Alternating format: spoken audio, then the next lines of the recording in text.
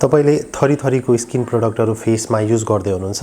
तर पनि चाहेको जस्तो रिजल्ट पाइराख्नु भएको छैन। जे एक्सपेक्टेसन राख्नु भएको थियो त्यो अनुसार रिजल्ट आइरहेको छैन। यो किन हुन सक्छ भन्दा मानौं तपाईले सिरम लगाइराख्नु भएको छ भने जस्तै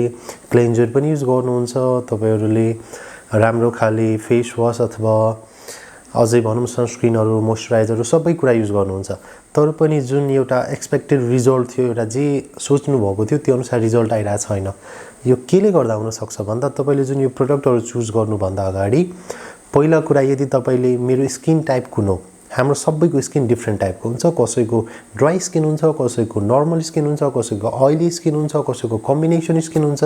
कसैको सेन्सिटिभ स्किन हुन्छ सो एउटा स्किन टाइपहरु हुन्छ। सो यदि आफ्नो स्किन टाइप पत्ता लगाएर त्यो अनुसार यदि तपाईले आफ्नो स्किन केयर रुटिनमा युज गर्नु भयो भने अझ बेटर रिजल्ट अलि छिटो रिजल्ट अनि राइट प्रोडक्ट युज गर्न सक्नुहुन्छ।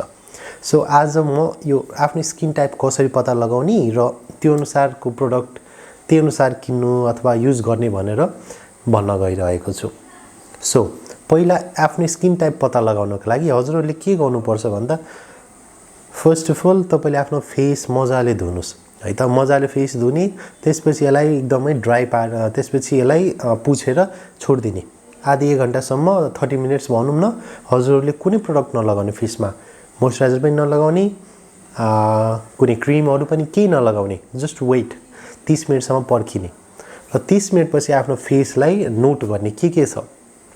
यदि तपाईको फेसमा 30 मिनेट पछि पुरै शाइनी देखिन थाल्यो छुँदाखेरि अलि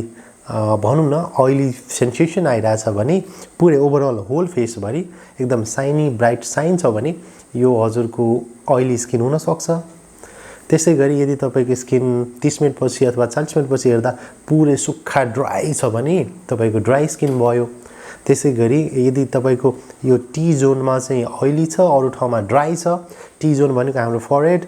नोज र चिन यो एरियामा चाहिँ मान्नु तपाईको ऑयल जस्तो छ यो एरियामा शाइनी छ अरु ठाउँमा ड्राई छ भने यो कम्बिनेसन स्किन भयो।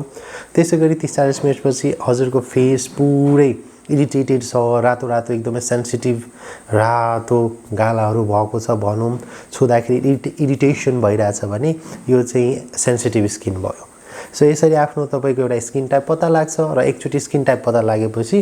त्यही अनुसार हजुरले प्रोडक्ट युज गर्न मिल्छ र बेटर रिजल्ट छिटो अनि गुड क्वालिटी प्रोडक्टहरु युज गर्न मिल्छ हजुरहरुले।